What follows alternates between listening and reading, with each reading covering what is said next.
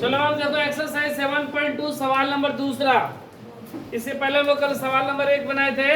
ये सवाल नंबर 2 है कि बिंदु 4 -1 और -2 -3 को जोड़ने वाली रेखाखंड को समत्रिभाजित करने वाले बिंदु के निर्देशांक ज्ञात करें।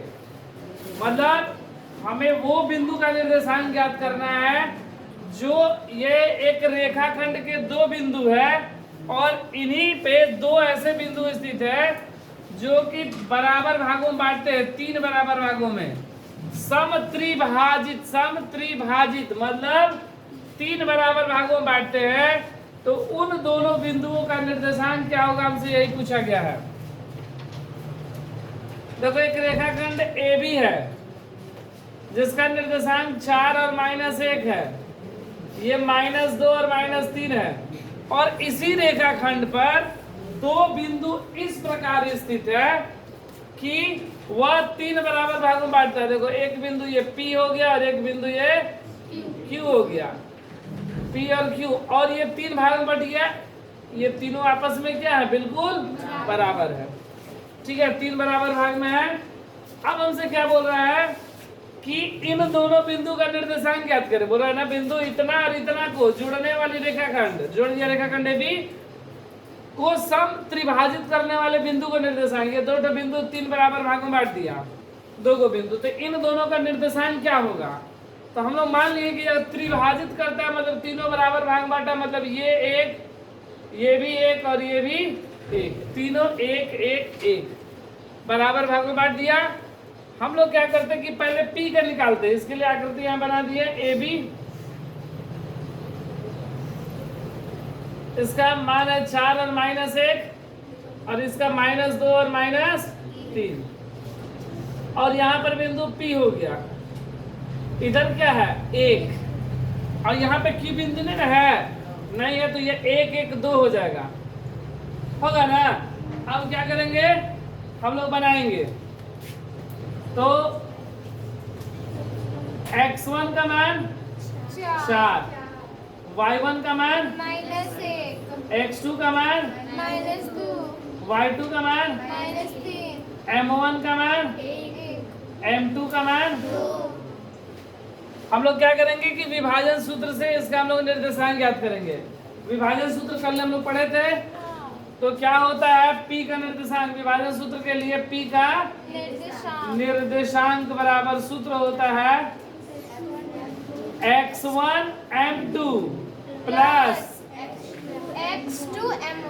x2 m1 बटा में m1 प्लस m2। फिर यहाँ पर y1 m2 y2 m1 बटा में m1 plus m1 plus m2। ये सूत्र हो गया। अब हम लोग इसको हल करेंगे। देखो इसमें का x1 ये है, तो 4 गुणे 2 तिरछा तिरछी 4 गुणे 2 प्लस -2 गुणे 1 -2 गुणे 1 बटा में 1 प्लस 2। फिर y वाले में -1 गुणे 2 -1 गुणे और 3 गुणे प्लस 3 गुणे बटा में 1 प्लस। इसको हम लोग क्या करेंगे, हल कर लेंगे।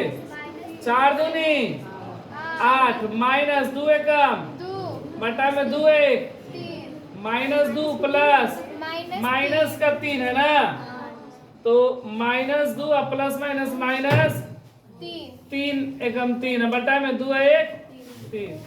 6 में से 8 में से 2 गया 6, 3 2 5 बटा में 3 दूना क्या है 2 और -5 बटा 3।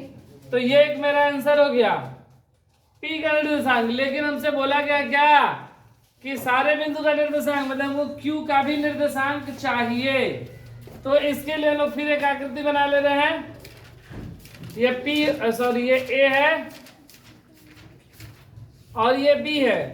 A का निर्देशांक 4 और -1 है और B का निर्देशांक -2 और -3। यहाँ पर अब बिंदु Q है, Q बिंदु ना, जब ये क्यू है तो इधर एक एक 2 और इधर 1 एक, 2 और 1। तो हम लोग क्यू का निर्देशांक निकालेंगे। क्यू का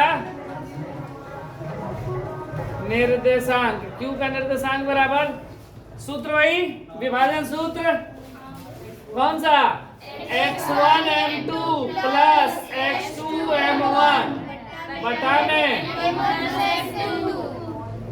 फिर y1 M2 plus y2 m1 बटा में, M2 यही सूत्र है ना। अब देखो हम लोग हल करेंगे। 4 में 1 से 4 गुणे 1, 4 गुणे 1 प्लस -2 गुणे 2 -2 गुणे 2 बटा में 2 प्लस 2 प्लस 1, यहाँ पर -1 गुणे 1 अब प्लस -3 गुणे 2 -3 गुणे बटा में 2 प्लस 1। ये कितना हो गया, 4 एकम 4 प्लस माइनस 4, 2 दूना 4 बटा में 2 1, ये -1 प्लस माइनस माइनस 3 दूना बटा में 2 1, ये कट गया, क्या बचा 0 बटा में 3 और -7 बटा में 3। 0 में किसी चीज से भाग करेंगे तो क्या हो जाएगा 0, तो 0 और -7 बटा में 3, ये भी मेरा आंसर हुआ। तो P का निर्देशांक मेरा कितना है 2 - 5 बटा में 3 और Q का निर्देशांक 0 और -7 बटा में